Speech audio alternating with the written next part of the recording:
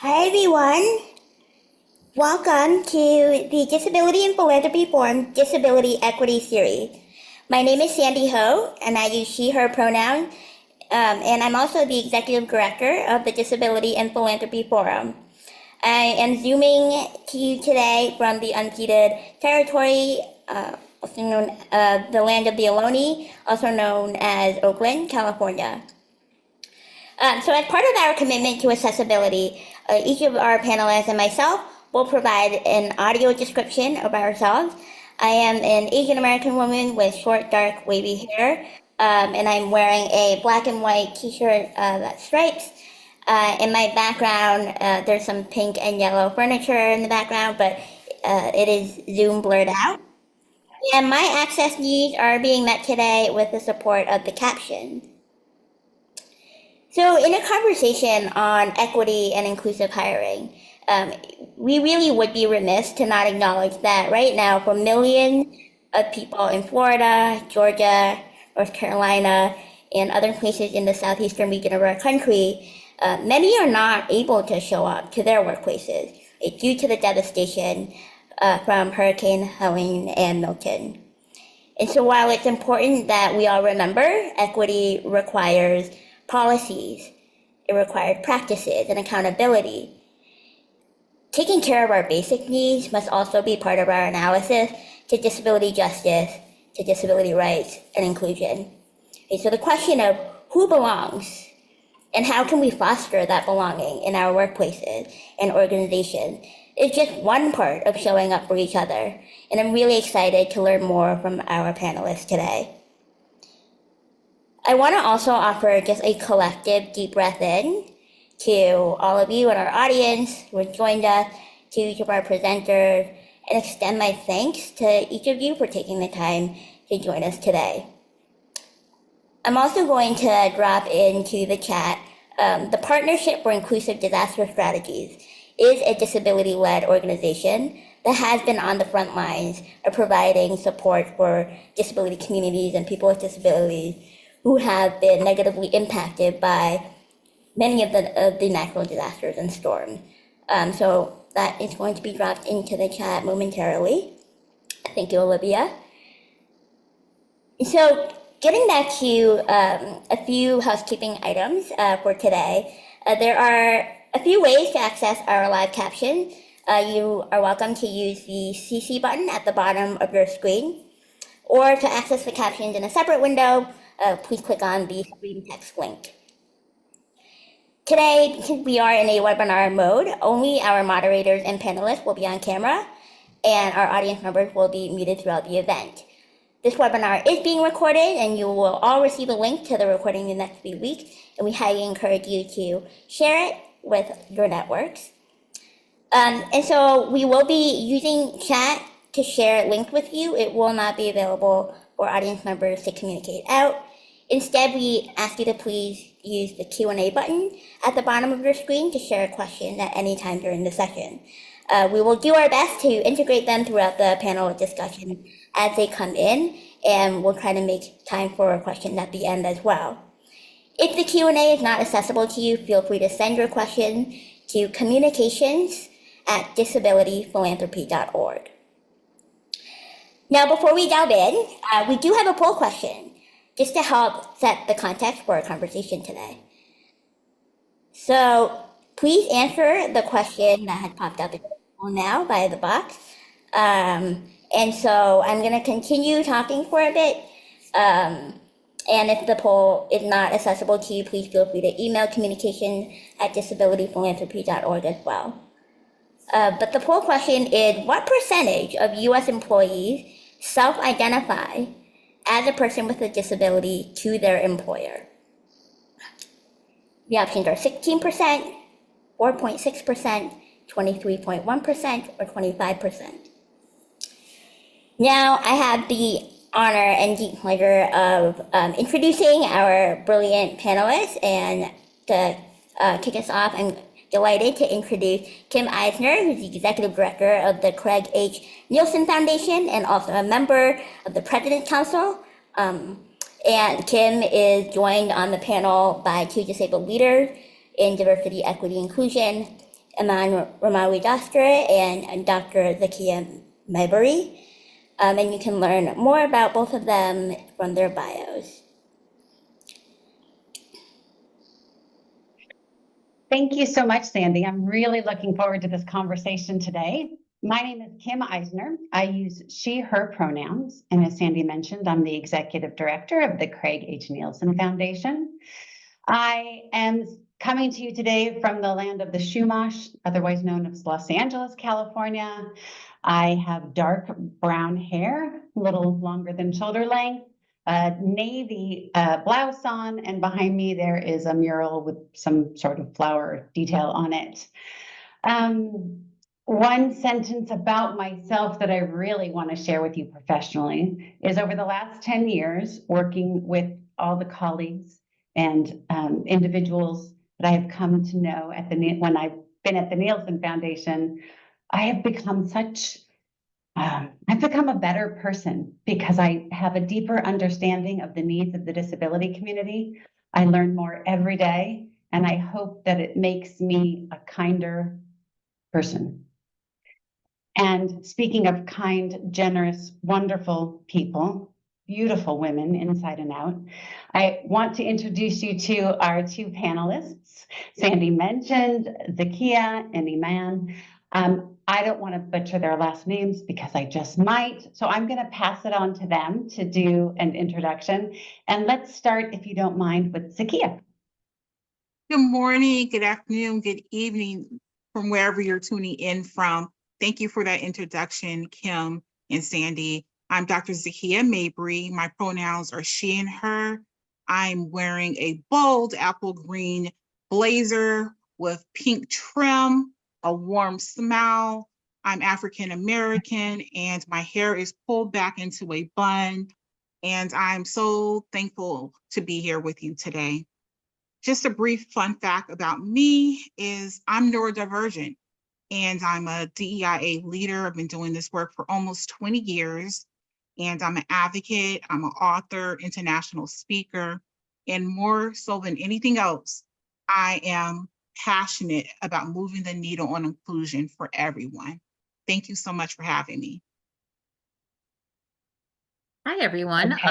Oh, sorry. Yeah, my name is Eman Rimawi-Doster. I am a light-skinned Black and Palestinian woman. I'm wearing a yellow sweater and I'm African print dress under it. And I've got some Instagram paintings that I found on online a couple of years ago in my background. I have a lot of fun facts, but one fun fact is I love learning new things. And because I'm an advocate and also an artist, I like to take up new fun artistic projects. And I've been teaching myself how to DJ and produce music and all that, which I think is so fun because I've always loved remixed music. And I'm like, I want to learn how to remix music. So I'm teaching myself that. And I had my first DJ gig a few weeks ago, which was so fun and so exciting. And I just want everyone to live their best lives as in any which way they can. And all kinds of things make us happy. And DJing makes me happy. So I'm glad to be here. So thank you for having me. I love that. So can we insert a dance party into the middle of this? Oh, we sure can. Ow, ow. I would love it. We do them at the Neilsen Foundation, no joke. So if we could have a dance party today, I'll feel right at home. Yes. Okay, so we're about to have a great conversation about inclusive hiring and what that might look like. When the Neilsen Foundation became a member of the President's Council,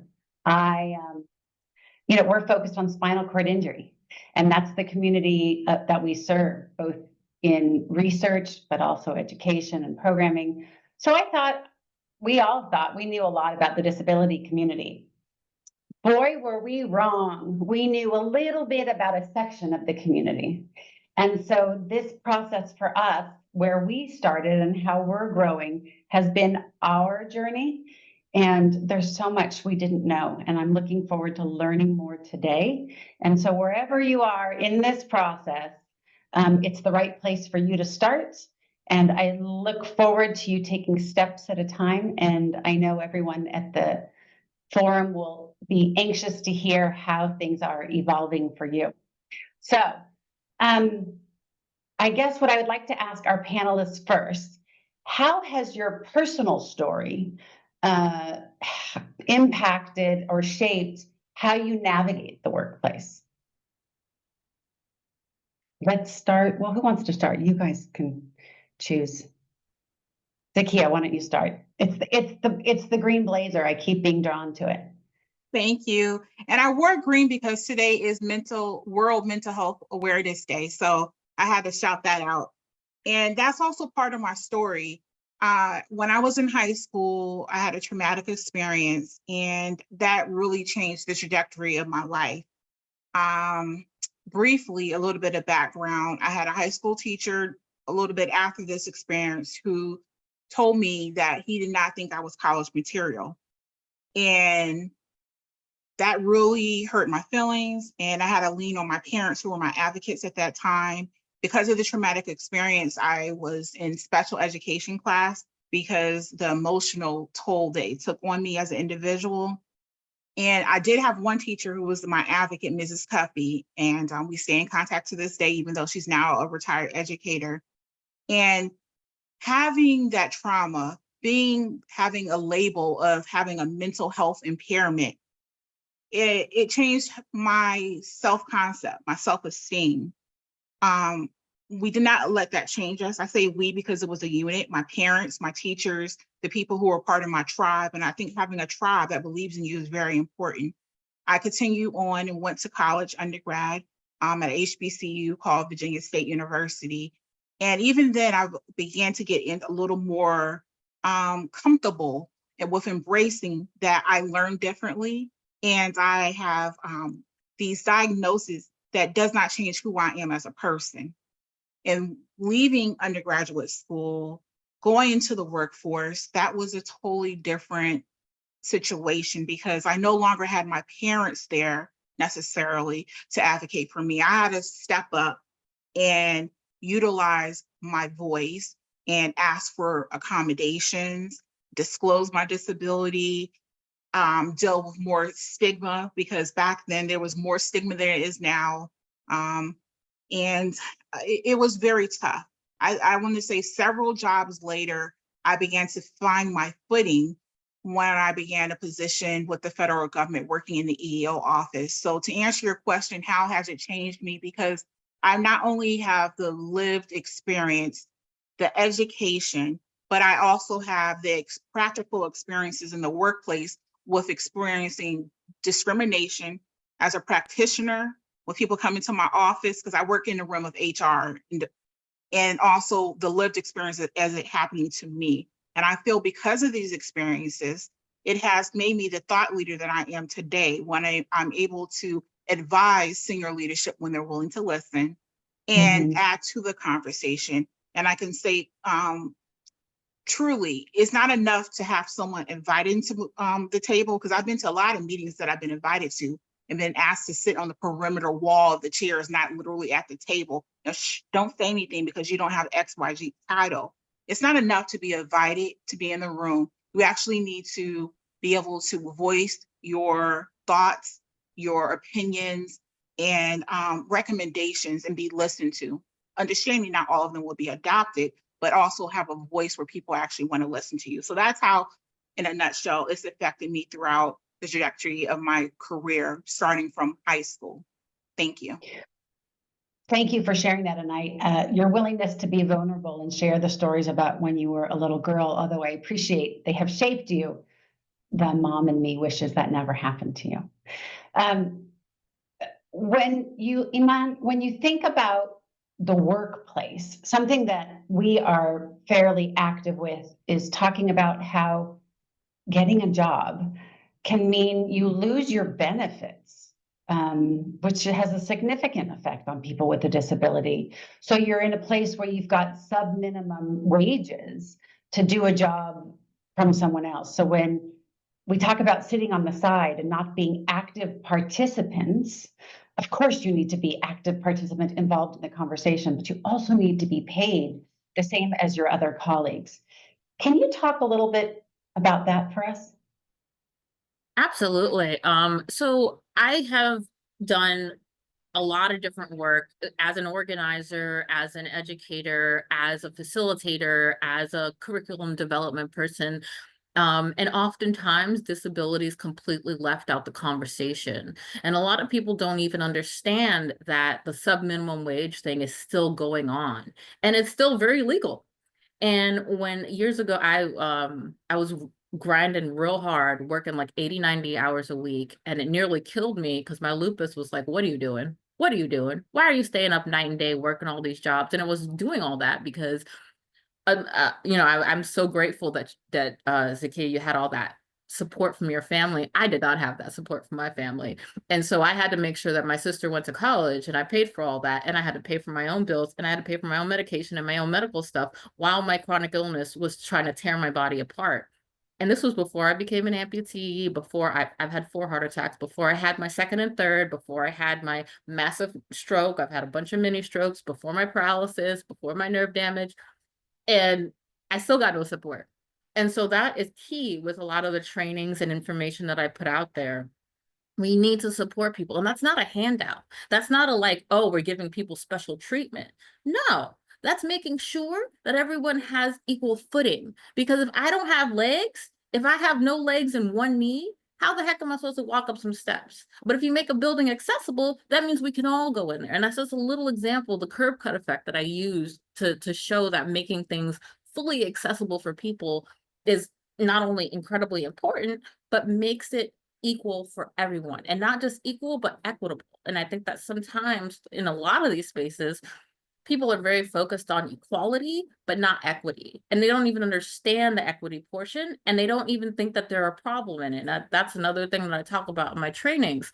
If we don't look at ourselves and look at the impact that we have personally, been involved in, to like, whether it's gatekeeping, whether it's whatever opportunities, whether it's bullying, whether it's toxicity, whatever the case is, if we're not willing to look at ourselves and take full accountability and responsibility for our actions, then I don't know what we're doing. And I've encountered that so many times. And you put a mirror in front of people and suddenly they're like, and it's like, why are you so opposed to looking inward and making sure that you're accountable to yourself so that you can then show up for other people? And I think it's honestly because, and I love that it's mental health awareness. I think it's because people don't want to actually deal with their own internal issues. And therefore they bleed all their trauma onto everyone else and consistently do it. And in the workplace. And that happens all the time. And so unfortunately, I think that disabled folks are, the scapegoats of the working world. And we're given menial positions. We're given low paying gigs. We're fired for things that are not legal to fire us for. We're bullied for things that are not legal to talk about. And it's wild to me that in the year of our Lord, 2024, that this is still happening. But it's still happening because the higher ups don't want it to change. And unfortunately, there are people who benefit from certain groups being marginalized. And that is just the way this, unfortunately, capitalism works. And I didn't mean to go on a capitalism rant, but it's very much connected. And I wish more folks made that connection. Why is there so much racism, classism, sexism, and ableism? Control and power. Why do people want to control and power you and take away your power? White supremacy. Most of us in this room would not be we would not be the ideals of white supremacy. So that shows that there's a lot of us on the bottom and a few on the top, and that we need to dismantle that completely and make it more equitable. So yeah.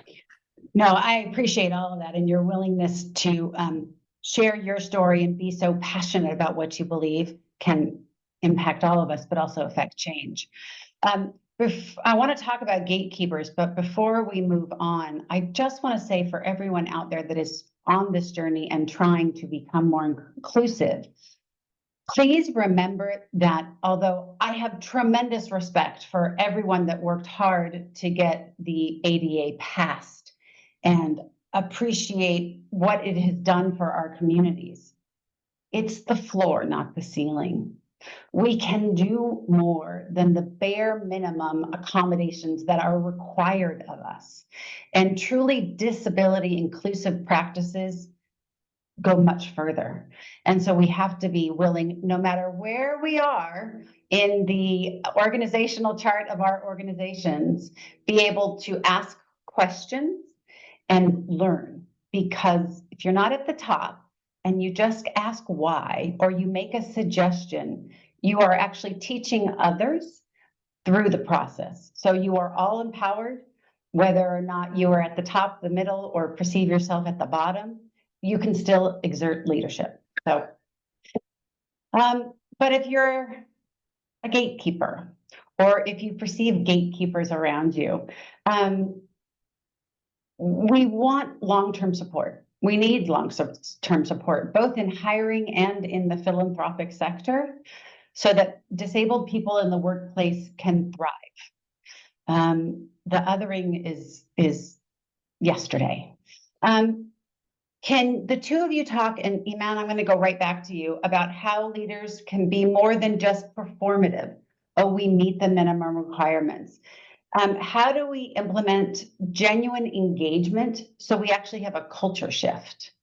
I'm assuming you have some ideas and thoughts there. Oh, I sure do. And I love that question. That's so great. And I was actually talking to some folks yesterday about this very thing. So I'm going to be on their panel later on in the year. And I think it's because some folks really do not want to give up power. And we were talking specifically about a lot of the elders in the community that want to hold on to the information, hold on to the contacts, don't want to share anything, don't want to share, like, you know, facilitation of meetings, don't want to share the contact stuff that they have because they think they're going to live forever. You're not going to live forever. I'm not going to live forever. You know, I just turned 40 a few months ago. I know that I'm here for however long I'm here. And that means that anything that I learn, I share it with everybody, because it's not just about me. It's about we. And some people do not like that. They do not want to include everyone. And again, it's because they benefit from the marginalization of certain communities. And so one really great proactive thing I would say is go out there and look for people. If you're looking for folks to fill whatever jobs you're looking at, whatever the job is, don't just go to the places that you always go to. Go to some different places. Work with your local independent living centers, for example. Go to your local community board meetings. There's a lot of elders and a lot of disabled folks who go to community board meetings. I know that because I've been to every single one in New York, including Staten Island. And make sure that you're meeting people where they're at. So don't just say, hey, we want to hire people with disabilities and then hire them to clean the bathroom. And then, granted, there's nothing absolutely wrong with that at all. At the same time, those are not the only jobs that we're qualified to do. When I went through a whole bunch of wild stuff with my health about 15 years ago, and I stopped working full time and went to do just freelance stuff to survive, it was incredibly difficult. And then when I rejoined the workforce, y'all, when I tell you that was so difficult, I got no support to do that. And I had to basically do it all on my own. And I don't want to shout on anyone and get disability and philanthropy in trouble, but the folks who take care of returning back to work, they didn't like that I found my own job. They didn't like that I had resources already that I could say, hey, you guys, I'm rejoining the workforce. Want to look at my resume? Got some things. They didn't like that. And so I would say for folks to make sure that they meet people where they're at. Go where the people are. Make sure that you're not just going to some big wig Ivy League university looking for folks to apply for your jobs. You know, make sure it's diverse. And also, don't just hire a white guy in a wheelchair. There are so many other folks with disabilities out there, like myself, like Zakiya, like anyone else in the world who can work for you and do an amazing job. Don't discount us just because, for whatever weird reason, you're discounting us. So, yeah.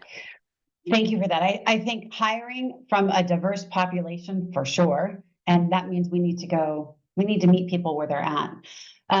Part of this, once we hire, we need to retain, right? We need to have an environment that is supportive during the hiring process, but also after the hiring process.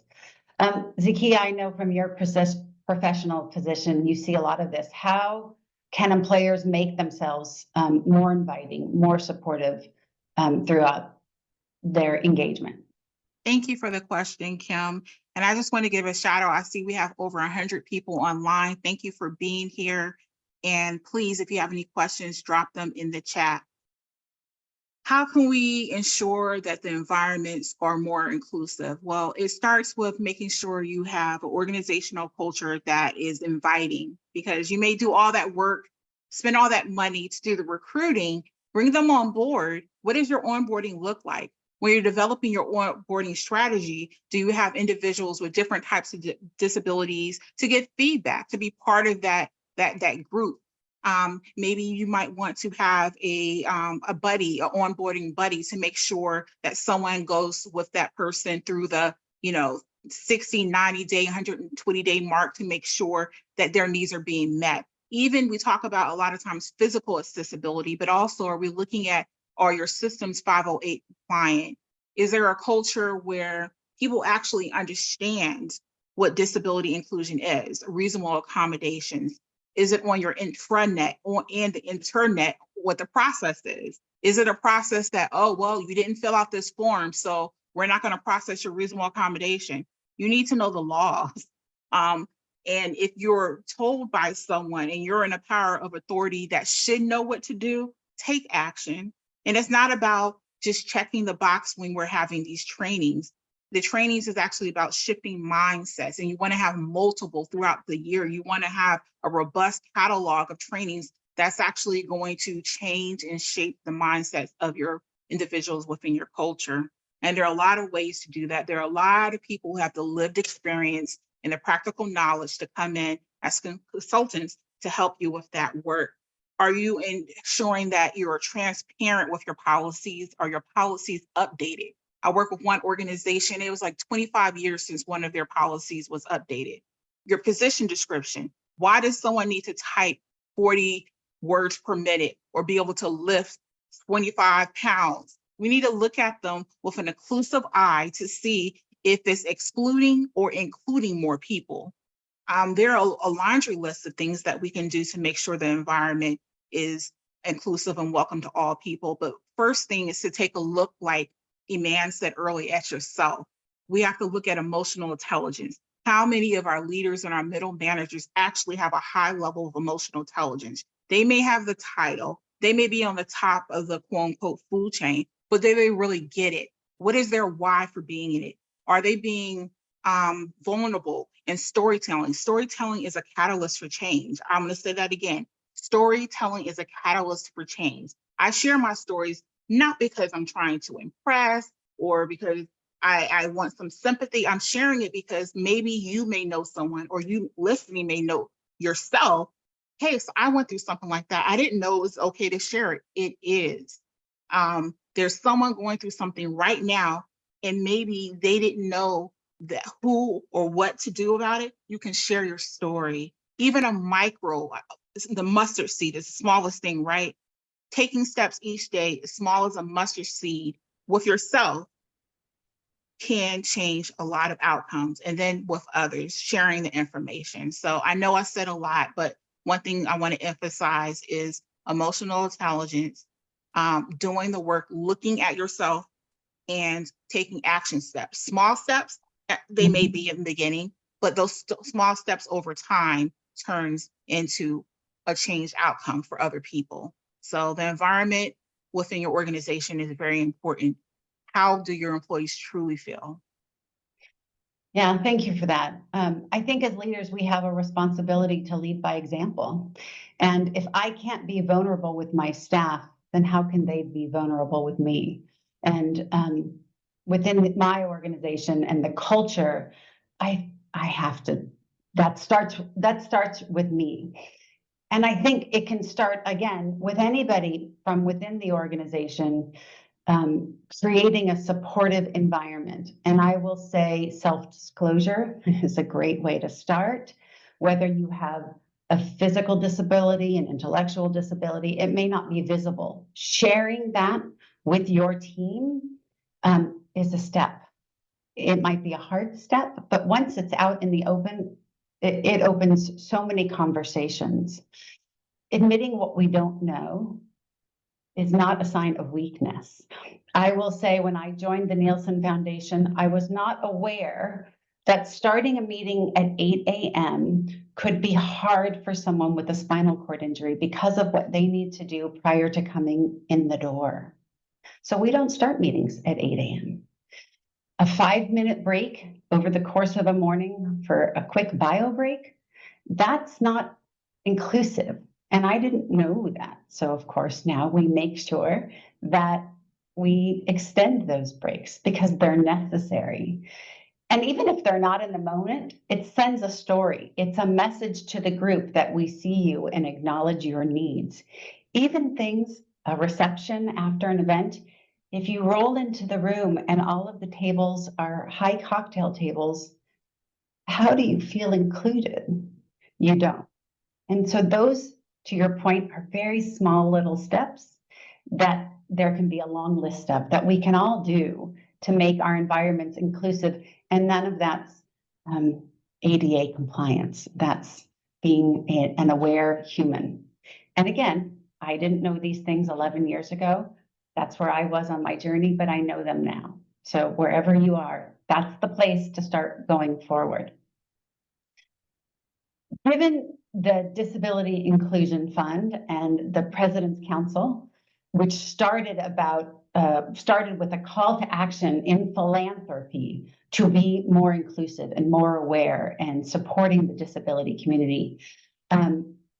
I'd love to hear from you both. What would that call to action be? And there's some great questions coming in from the attendees and the audience members, so we will get to them. But prior to that, I want to hear from both of you, maybe starting with Zakiya, what's your big call to action? If you had your magic wand, what would you like to see?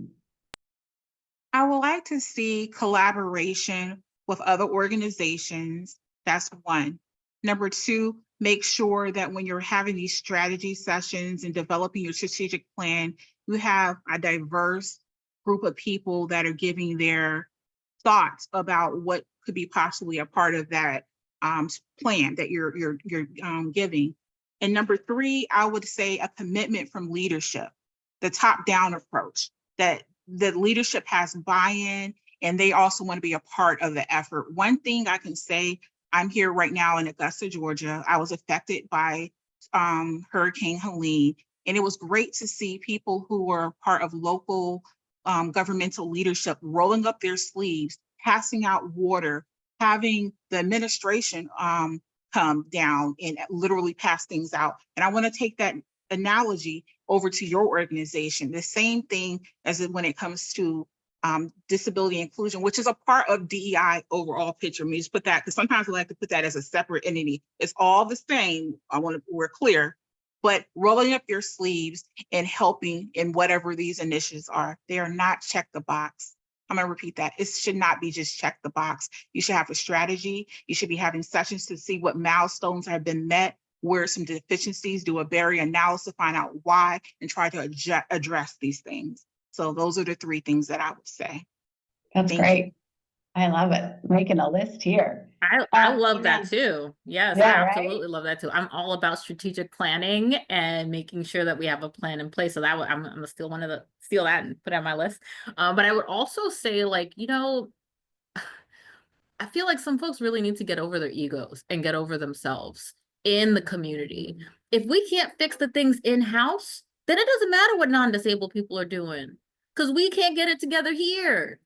You got one community that doesn't want to work with another community. You got this other community that hates working with that other community. You got some folks that have just disabilities but don't have a chronic illness and don't care about those of us with chronic illnesses. What is that? So I think if we get over our egos, get over ourselves, and learn that we need to be a community that works together, then we can actually get some true social change and true systemic change to improve as many lives as we can. And until we get over ourselves, it's not going to happen. And it doesn't matter what non-disabled people are doing, So I think that's that, get over ourselves and have a strategic plan and also just work with people who are different from yourselves. I talk to elders all the time. And I can't tell you how many times they've been like, I've never talked to anyone like you. And I'm like, well, what do you mean by that? And they're like, oh, well, by your name, you don't sound like you're American. And I'm like, I was born in Queens, New York, but okay, thank you. Meet some people different from yourself, y'all. Okay? I was born right here in the United States, but I'm different to older white folks because they've never met anyone like me. And that's not okay. that, again, as I said earlier, in the year of our Lord of 2024, you need to meet people who are different from yourself. So meet someone who came from a background like me. I grew up in Jamaica, Queens. I was on public assistance. We were poor growing up. And there's so many people who do not have that experience and think that, oh, you're just lazy. Oh, you can't pull yourself up by your bootstraps. Well, at this point, I don't have feet, so I don't have bootstraps anymore. And I got to pull myself up another way. And the way I do that is by building community and helping other folks out so that we can help each other out. So get over yourself, strategic planning, and meet some people that are different from yourself. I'm gonna double down on that question to both of you and whoever wants to answer. And there's something similar to this question coming in the chat as well. But how, as philanthropists, and we're looking to support the disability community, how should we go about getting more applicants? Get involved in your community engagement. It's not necessarily what you know, it's who you know. And if you're not good, because I can understand, I have social anxiety. I know people find that hard to believe, but I do. And you might want to find someone who has a robust network and partner with them so they can help people and connect you with other people. So, might not have to physically go into a building. It could be done. LinkedIn is one of my best friends. Oh my goodness, I love LinkedIn. LinkedIn is a very powerful tool, but get with someone who has a robust network, and then someone else, and then someone else. And then you're going to have a robust network who, when you have an opportunity, they can share it to their network, and boom, you'll have a whole list of people who are going to excel at the qualified people who are going to excel at your position. So start growing your network. I absolutely agree with that. And I would also say that there are tons of free resources online as well. There's like meetup.com. There's also luma.com that has events all over the country where you can meet funders, meet founders, meet people who just started their businesses or want to start a business.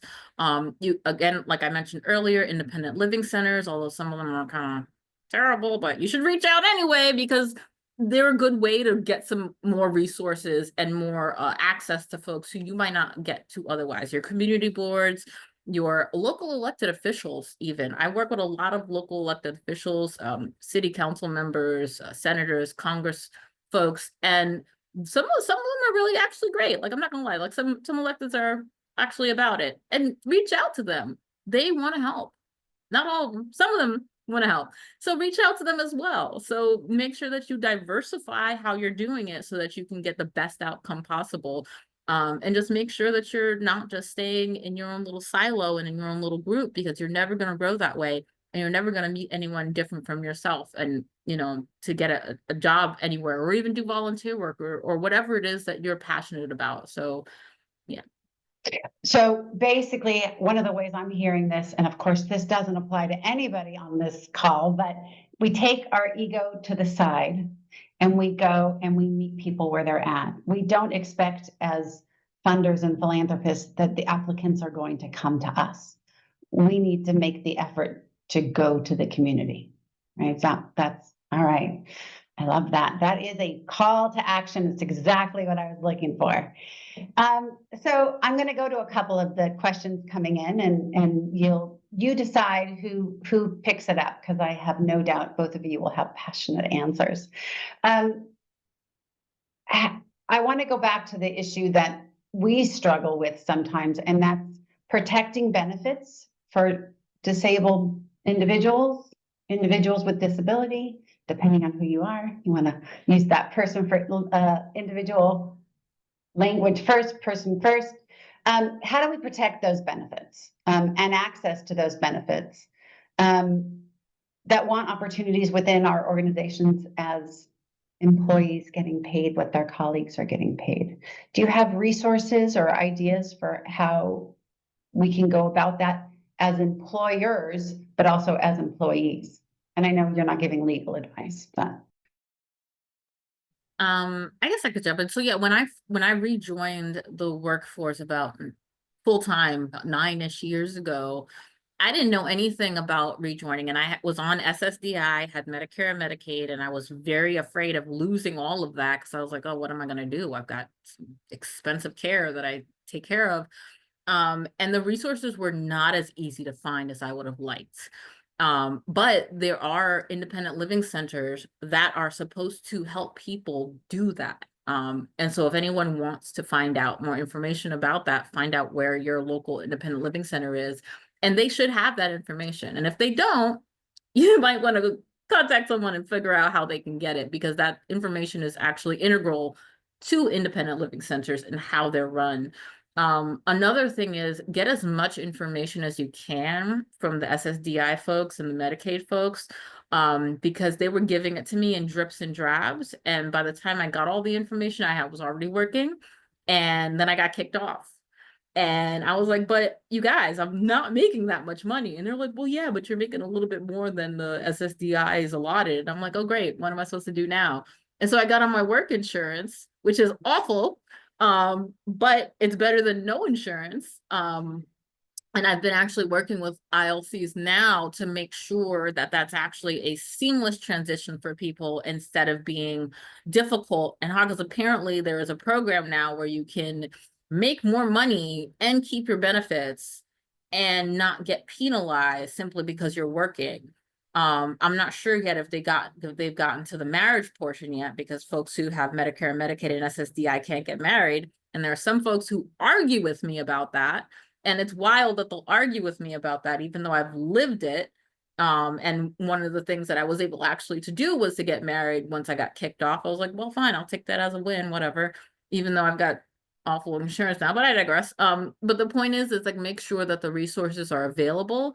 And so again, ILCs are supposed to have those resources there available to make sure that you don't get the short end of the stick with it, because they will try to take your money if you are on Medicare, Medicaid, and SSDI and then have another job that where you're making more than like, you know, $15,000. And it's wild because you can't survive on that little bit of money. So of course you're going to be making a little bit more.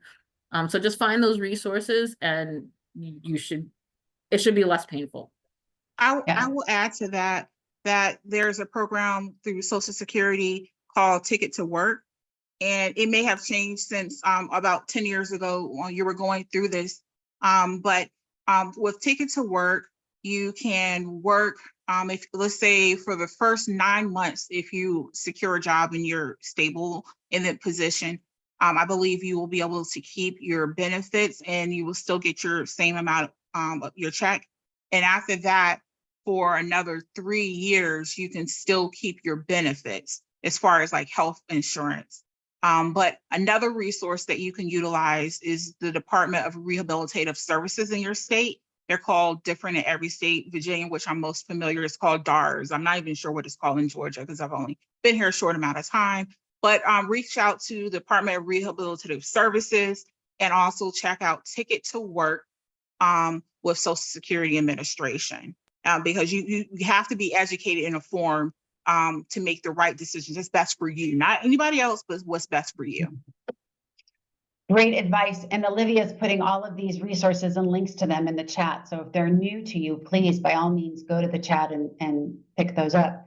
And not representing the Neilsen Foundation or the Disability Inclusion Fund, but if you haven't seen, a couple weeks ago, John Oliver's Last Week Tonight did a really great story that explained all of the issues for lay folk that may not be aware or knowledgeable about the problems that are associated with your benefits and being fully employed and what that looks like and what the conflicts are. So if you haven't seen it and this is all sounding new to you, it's a really approachable way into the conversation. It's not the whole conversation, but it's a way to begin to understand the complexities there. And there is progress being made, but not nearly enough. We talked before about ways to ensure we have an accessible work environment. One of the questions that just came in, is there a way to do an accessibility audit of our hiring practices? Can either one of you speak to that? So although I think I might be ADA compliant and we have a DEI policy at the Neilsen Foundation, we have DEIA for accessibility. How do we do that audit to ensure we're really on the path to inclusivity? You can do it yourself, by maybe looking at some organizations that might have a toolkit. One of the ones that just came to mind for me that I love is JAN, Job Accommodation Network. They might have some information there. So I'll say it again, jan.org. It's a robust list of various disabilities and a lot of different information, not just for the employee, but also for the employer. And if it doesn't have it, you can definitely reach out to a consultant. Eman and myself are both consultants. Again, my background is in human resources, but I will look to Department of Labor as well to see what they have on ODEP, on the ODEP website of Department of Labor, and see if they have any information. If they don't, you can definitely reach out to a disability inclusion consultant who can help you go through that. And that's a great question, because oftentimes people do not ask the same questions to applicants. It's not intentional. Just like when we say bias, sometimes it's unconscious bias, sometimes it's conscious, right? We got to keep that real. But during the interview process, sometimes someone may say something and it causes you to think of a secondary question. But I would caution you to not follow up, because that might not be given the same opportunity to applicant number B or letter B per se. So you want to have a structured interview in which you're asking the same questions. And before the interviews, are you asking, does anyone need an accommodation, a reasonable accommodation? What does that look like? So I'm glad that you're thinking about this, and the world, the motion is turning in your head. How can we have inclusive practices even when it comes down to hiring? And then you want to start looking about onboarding. As I mentioned before, what does your onboarding look like? Do you even have someone representative of HR or your EEO coming in to talk about disability inclusion and a reasonable accommodation and disclosure? Because someone may read that little blurb, and some people are afraid to answer some of those questions when they're applying for positions. And I want you to know, it's not attributed to your name. The information, when they're asking you about your disability, that is going to a whole separate division, and your name is not attached. So please do not be afraid to answer those questions for applicants. It's just to get to see the data on who's applying for what position and who actually gets the interview and who ultimately gets the position. So thank you for that question. Yeah, thank you. Yeah, Ma'am? I would also add, like, I've done a lot of trainings for folks, actually for the last couple of years, and every single organization that I met with, because I do a pre-workshop call with them and do a whole bunch of check-in calls with them, they always say, oh, because I ask, do you have anyone with a disability that works there? And they always, 100% of the time, say, no, we don't. And then when I do the workshop, and again, do the stories telling and story sharing, then people are disclosing. And so please make sure that you build a culture where people can share these very vulnerable stories about themselves so that they feel safe. And they don't just feel safe when some outside person comes in and facilitates a workshop, but that they feel safe to do it in person with the people that they're working with every single day. I've seen that, and I can't wrap my mind around it, that it's happened so many times at so many different nonprofits, corporations, that think they're already doing the work, but they're not doing the work. And I see that, and then I say that, and they're like offended that I did my job. That's what you hired me for, y'all. I don't know what to tell you. So make sure that you're actually doing these types of things, and you're bringing in trainers like myself and like Zakia, who are diverse, who can help your staff and help your workplace, help your organization be better in the world. Because I'm not sure what these folks have been doing prior to reaching out to me. I don't know, but it makes me concerned for the staff, like, no wonder you guys have so much staff turnover, and people think, oh, that's normal, that's natural. No, it's sometimes it's normal and natural, but sometimes it's because you guys have some serious issues. Thank you for that. And it's not just doing it once, because times change, people change, your employees change, your perspectives change, both as a leader, as an employee, and as a potential applicant. So these trainings, the ongoing growth is necessary. It's not a checkbox to what you both said. It's not one and done. We have to keep doing, keep learning, keep expanding. Okay, I'm gonna go back to the chat. Let's see. Are there features? So I now work from home. Prior to the pandemic, I went into an office every day. Are there ways that we can ensure that online job applications or remote working environments are as inclusive that we think, not just posting it online with some alt text and you get to work at home, so you're fine? How do you suggest going about that to an employer looking to hire, but also even making the application itself accessible? I will again go back to making sure it's the tools that you're using are 508 compliant, even down to Microsoft. I don't know that if you're familiar, Microsoft Suite has a lot of different tools to make sure the font is accessible to individuals using JAWS, which is for people who are visually impaired.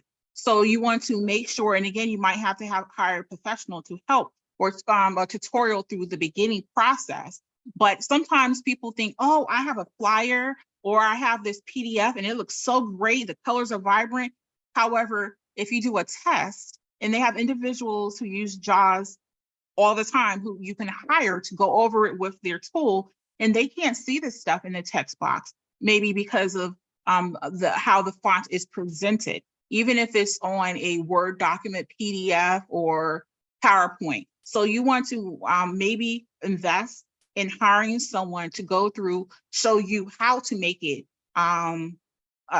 accessible, and then you can do train the trainer for your rest of your workforce. Because if you don't do this, and I just did a conference not too long ago, and I held up a blank sheet of paper. I said, what do you all see? They said nothing. I said, that's exactly what happens when you don't have information that's accessible to someone who needs it to be in this format.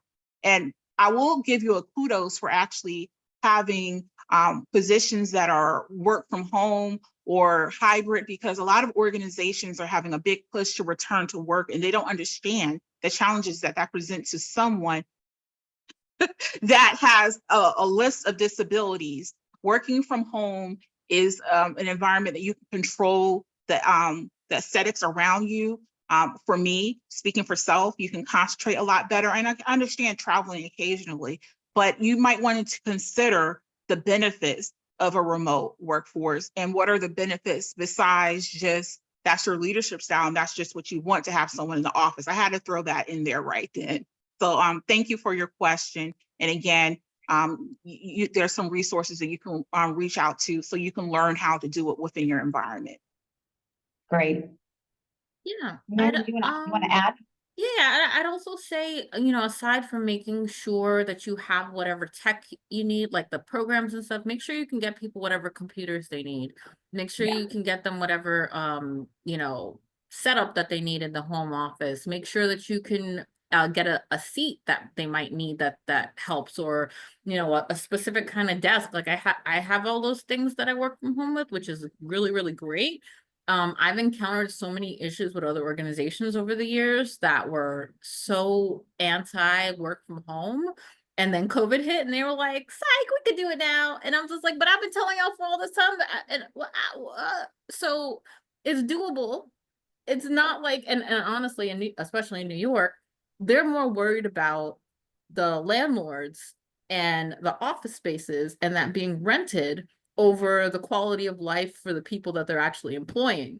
And it's wild to me that there's still so many people that are like, yeah, we gotta think of the landlord. Like, why am I thinking about the landlords, y'all? I mean, great, they're wonderful, they're people too. Also, if I'm working for you, you should care more about me than whatever rent you want to pay for somebody or whatever lease you have with them, to make sure that the office is still open. And unfortunately, folks are very self-serving, and they don't really want to deal with making things more accessible for people because they don't need it. They're not thinking about the we, they're thinking about the me. And it's just like, okay, fine. So, but make sure it's as accessible as possible. And not just for physical disabilities, but all disabilities, so that we can do it in a seamless way.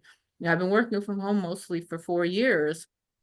None of my work has suffered, not any of it. And so it's like, what is the purpose, you guys? You want to see me walk in my metal legs and see me in person just to make sure I'm doing the same thing I'm doing at home that I'm doing at work. So yeah. So we're going to have to wrap soon, and there's so many great questions coming in. There's something about being afraid to disclose, which I can appreciate, and how we get past that. But something you just said made me think we haven't really talked about a workplace environment where someone has a condition where their energy is limited, or the stimulus in the room is too much and it makes for cognitive issues. How would you help an employer make that work environment easy? What are easier? What are some strategies you might suggest so that an individual that can contribute to your team has the capacity to do so because the environment is supportive? Again, go ahead, Go ahead. Eman. Okay. So sure. Whoopsie. Well, I would say, that goes back to the portion of meeting people where they're at.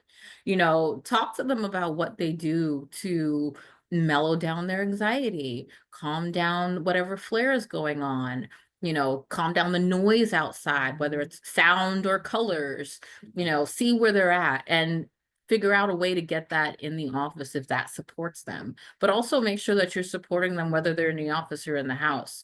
So just having an honest conversation and an honest dialogue about the needs of the staff is incredibly important. But just make sure that it's done in a way that's not like, oh, test, or shame on you, or why do you need, because I've had a lot of people say to me, oh, man, we don't want to give you special treatment, as if I'm getting something extra. And it's just like, no, I'm not getting something extra. And although I'm not a lawyer, I bring up the legal portion of that constantly since I've worked with lawyers for decades. And I'm like, first of all, you can't say that.